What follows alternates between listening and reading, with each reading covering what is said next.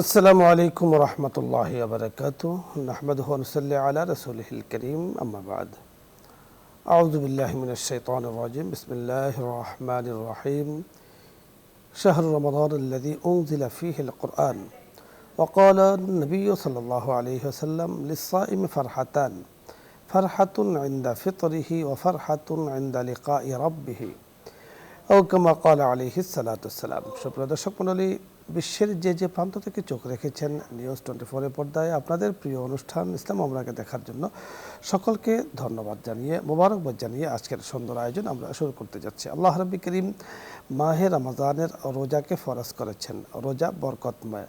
তারাবিকে আল্লাহ তাআলা শরীয়তে ইসলামের মধ্যে আমাদের জন্য সুন্নতে মুআক্কাদা করেছেন। ঠিক অনুরূপভাবে মাহে রমজানে আরও বরকতময় দুটি বিষয় আছে। একটি হলো বরকতময় সাহরি আর একটা হলো বরকতময় ইফতার।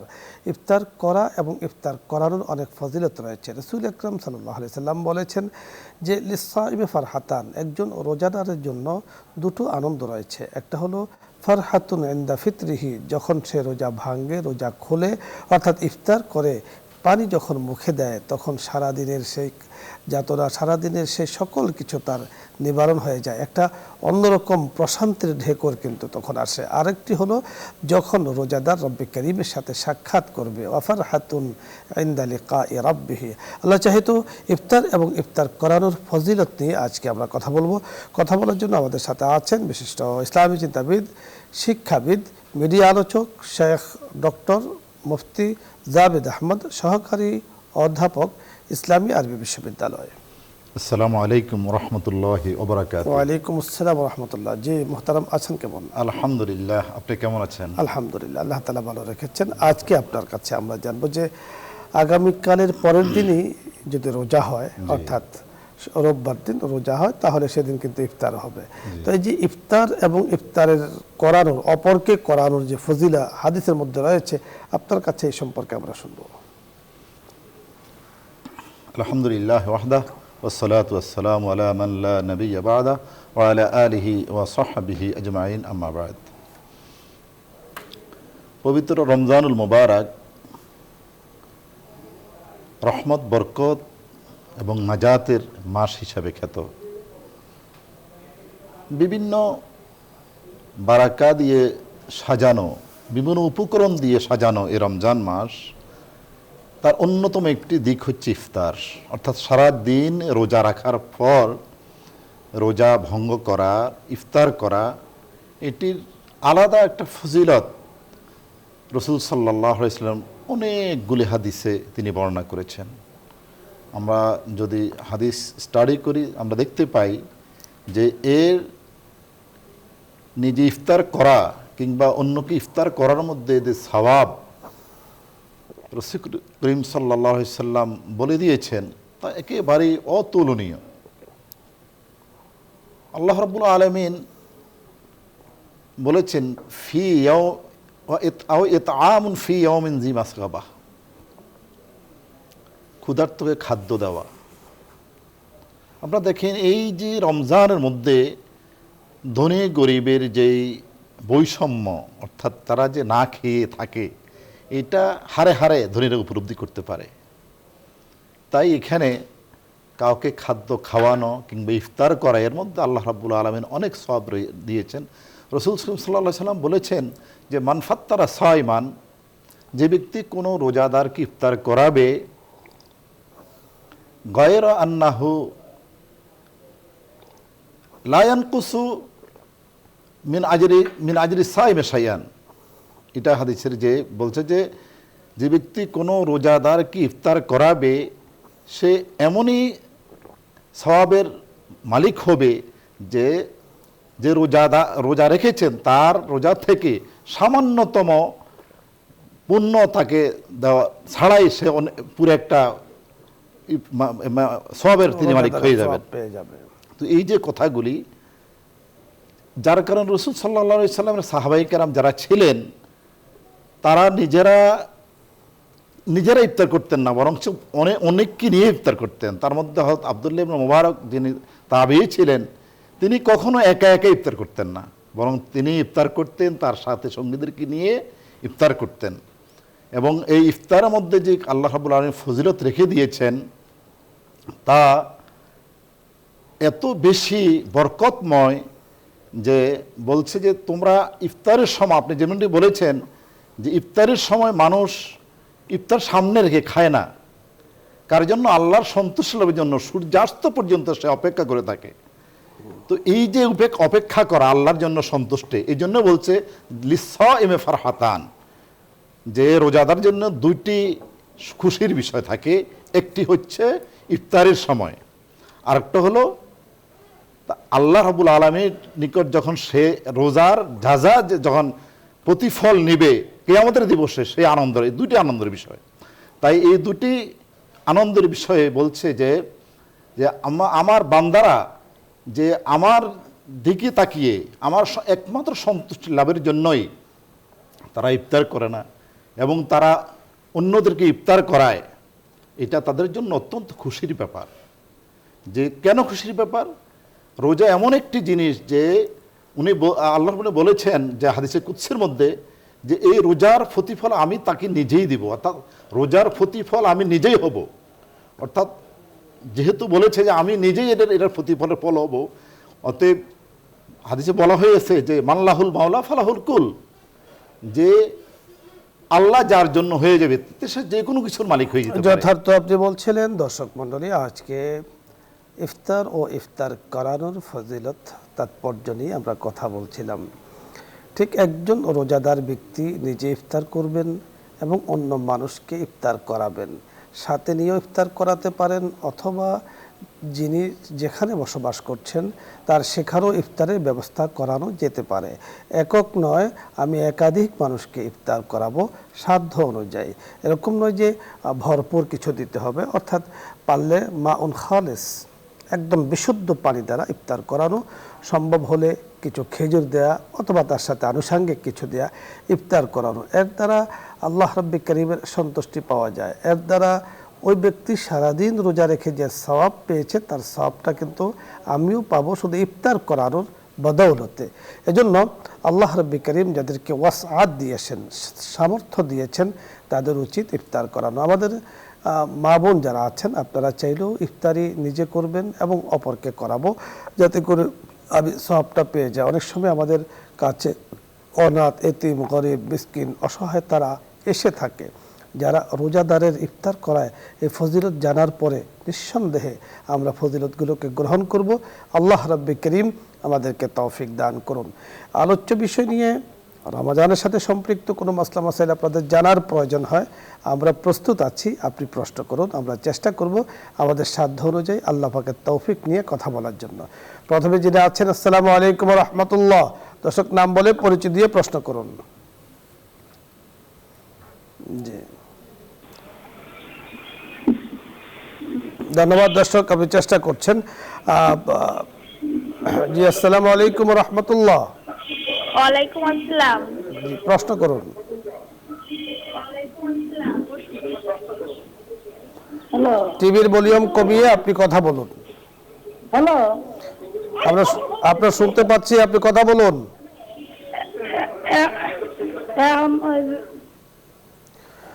পরের দর্শক, জি আসসালামু আলাইকুম ওয়া রাহমাতুল্লাহ। আসসালামু আলাইকুম হুজুর। ওয়ালাইকুম আসসালাম। আমি রাজশাহী থেকে বলছিলাম হুজুর, একটা প্রশ্ন হুজুর। জি বলুন। আমার প্রশ্নটা হলো, আল্লাহ যদি কারোর প্রতি নারাজ থাকে, তার বলে সেজদাটা উঠিয়ে নেয়, সে বলে নামাজ পড়তে পারে না, এই কথাটা আমি প্রথম শুনলাম। তো আমি ঠিক আছে, আমি হুজুরকে বলবো। আপনি প্রথম শুনেছেন, আমরাও প্রথম শুনেছি, আমরা কথা বলছি, আপনি শুনতে থাকুন। বুঝতে পেরেছেন?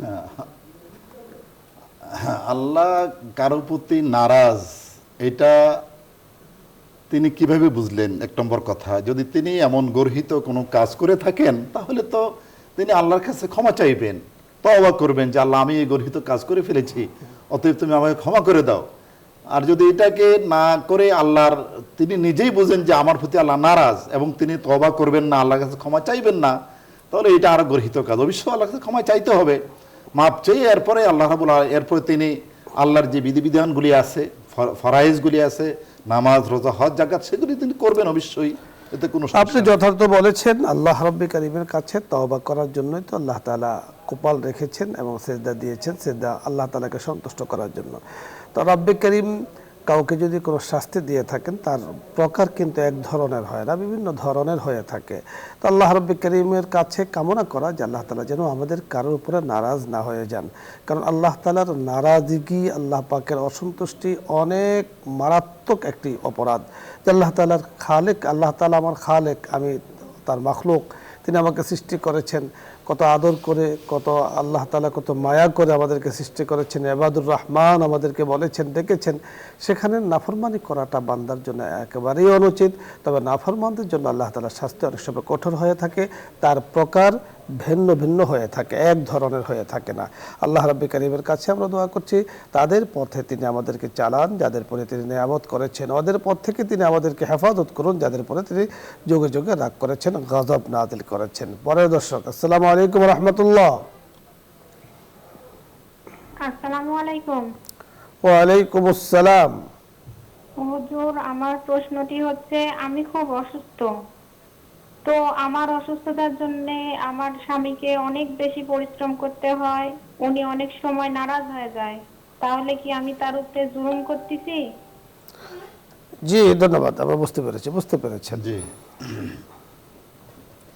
আসলে স্বামী স্ত্রীর বন্ধন এটা তো পবিত্র একটি বন্ধন, মহান আল্লাহ রাব্বুল আলামিন কর্তৃক যেটা দিয়েছেন তিনি। তো অনেক সময় দেখা যায় কারো উপর কাজ অসুস্থ থাকলে স্বামীর উপর একটু কাজের লোড যায়, সেটা পারস্পরিক ভিত্তিতে করা ভালো, এবং যাতে এই সুদৃঢ় বন্ধন কখনো মানে ফাটল না ধরে এবং পরস্পরের মনোমালিন্য সৃষ্টি না হয়, সেদিকটা অবশ্যই খেয়াল রাখতে হবে। আল্লাহ রাব্বুল আলামিন স্বামী স্ত্রীর মাধ্যমে যে বারাকা রেখেছেন, তাদের যে পরস্পরের মধ্যে ভালোবাসা হৃদ্যতা রেখেছেন, এটা অবশ্যই নিঃসন্দেহে পবিত্র সম্পর্ক।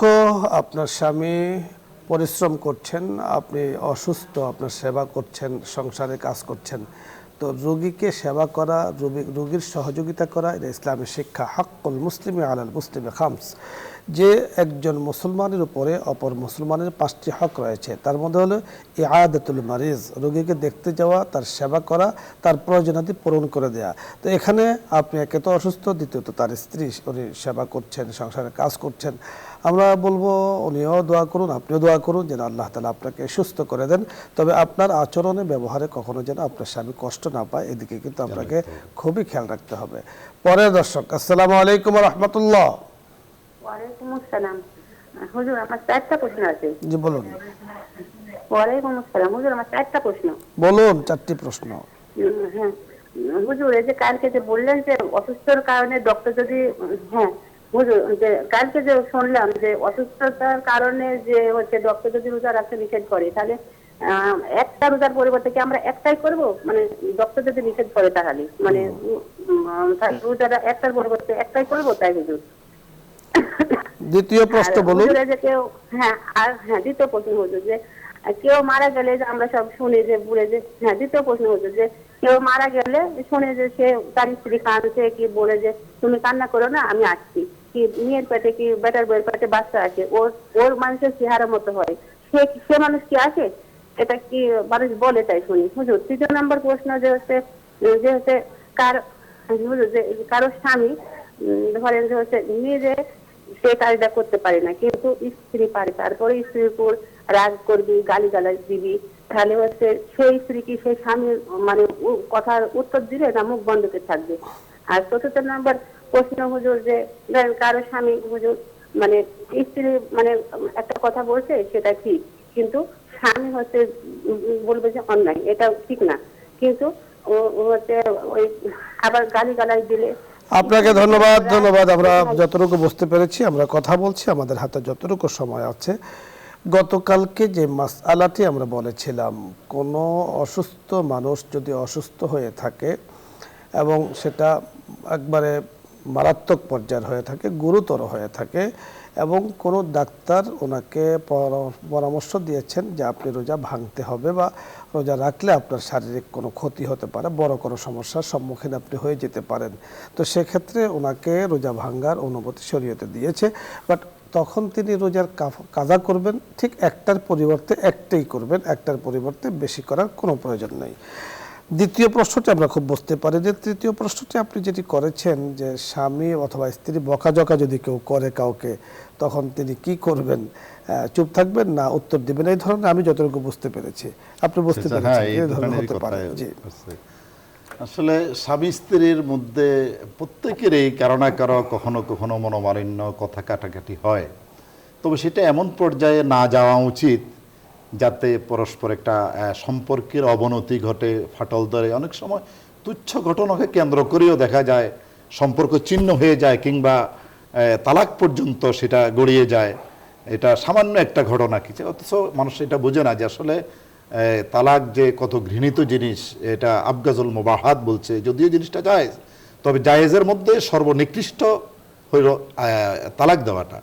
ওই পর্যায়ে যাতে না যায় যে পরস্পরের মধ্যে সম্পর্ক ছিন্ন হয়ে যায়, তখন এর থেকে বিরত থাকতে হবে। দেখুন, শুধু স্বামী স্ত্রী নয়, দুজন মানুষ যখন ঝগড়া করে, একজন মানুষ যখন আপনার সাথে ঝগড়া করে বা আমার সাথে করে, তো যতক্ষণ পর্যন্ত আমি চুপ থাকব ততক্ষণ পর্যন্ত রহমতের ফেরেশতারা আমার পক্ষ থেকে তার কথার জবাব দিতে থাকে, উত্তর দিতে থাকে। তিনি যতগুলো বকা আমাকে দেবেন ততটুকু বকার উত্তর কিন্তু ফেরেশতারা আমার পক্ষ থেকে দিয়ে দেবেন। কিন্তু যখনই আমি উত্তর দিতে শুরু করব তখন রহমতের ফেরেশতারা চলে যান, রহমতের ফেরেশতারা থাকে না। অর্থাৎ এই ধরনের ঘটনা রাসূল আকরাম সাল্লাল্লাহু আলাইহি সাল্লামের জামানাতে হয়েছিল। তো এজন্য আপনি এখান থেকে বুঝে নেন যে ঝগড়া যদি কেউ করে তাহলে তার প্রতি উত্তর না দিয়ে চুপ থাকা। কারণ গরমকে গরম দ্বারা মেটানো যায় না, গরমকে ঠান্ডা দিয়ে মেটাতে হয়। তো তখন যখন উনি ঠান্ডা হয়ে যাবেন, তখন ওনার যদি ভুল থেকে থাকে ওনাকে আপনি আপোষে বুঝিয়ে দেবেন যে বিষয়টা আসলে এমন ছিল, নর্মাল একটি বিষয় ছিল। আর যদি উনি গরম হন এক ভলিউমের, আপনি ভলিউম বাড়িয়ে আরেক ভলিউম দেন, তাহলে গরমে গরমে কোনো কিন্তু সমস্যা বেড়ে যায়। আল্লাহ রাব্বুল কারীম আমাদেরকে বোঝার তৌফিক দান করুন। সকলকে ধন্যবাদ, আপনাকেও ধন্যবাদ জানাচ্ছি। ইনশাআল্লাহ আগামী অনুষ্ঠানে দেখা হবে আশাবাদ ব্যক্ত করে আজকের মতো বিদায় নিচ্ছি। দোয়া হবে সকলেই আমরা যারা আছি, আপনারা চাইলে দোয়ায় শরীক হতে পারি। আল্লাহুম্মা সাল্লি আলা সাইয়্যিদিনা ওয়া নাবিয়্যিনা ওয়া শাফিঈনা ওয়া হাবিবিনা মাওলানা মুহাম্মদ সাল্লাল্লাহু আলাইহি ওয়া আলা আলিহি ওয়া আসহাবিহি ওয়া বারাকা ওয়া সাল্লাম। আলহামদুলিল্লাহি রাব্বিল আলামিন ওয়াস সালাতু ওয়াস সালামু আলা সাইয়্যিদিল আমবিয়াই ওয়াল মুরসালিন ওয়া আলা আলিহি ওয়া আসহাবিহি আজমাইন। ربنا ظلمنا أنفسنا وإن لم تغفر لنا وترحمنا لنكونن من الخاسرين يا الله يا كريم। পবিত্র জুম্মাবার আপনার শাহী দরবারে হাত তুলেছি। মাওলাই করিম, পবিত্র শাবানের শেষ জুমা, মাহে রমজানের একেবারে আগের জুমা। আল্লাহ, শাবান আমাদের থেকে বিদায় নিচ্ছে, এসেছে, আসবে রমজান। মেহেরবানি করে রমজানের পরিপূর্ণ প্রস্তুতি গ্রহণ করার তৌফিক দান করেন। ওগো করিম, মেহেরবানি করে আপনি আমাদেরকে মাফ করে দেন। ইয়া আল্লাহ, মেহেরবানি করে বসুন্ধরা পরিবারের উপরে, ইয়া আল্লাহ, নিউজ 24-এর সাথে যারা যুক্ত আছেন, ইসলাম আমরার সাথে যারা যুক্ত আছেন, মেহেরবানি করে সকলের জন্য খায়র ও কল্যাণের ফয়সালা করে দেন। ইয়া করিম, तमाम রিজিকগুলোকে আপনি বরকতময় করে দেন, হায়াতকে বরকতময় করে দেন, আমলকে বরকতময় করে দেন। ওগো করিম, ইয়া আল্লাহ, রমজান আসছে, যেমনিভাবে আমরা খুশি, অনুরূপভাবে যাদের মা বাবা বেঁচে নাই, মাহে রমজান আসলে ওনাদের অন্যরকম প্রস্তুতি থাকতো। আমরা দেখেছি ওই মা বাবার স্মৃতিগুলো আমাদের কলবে, চোখের সামনে বাসতে থাকে। ওগো করিম, আমরা যারা মা বাবা হয়েছি, চেয়ারম্যান মহোদয়ের আব্বা আম্মা সহ যারা কবরবাসী হয়েছেন, মেহেরবানি করে সকলকে আপনি মাফ করে দেন। রমজান আসলে একটা উৎসব মুখর পরিবেশ ঘরের মধ্যে বিরাজ করত।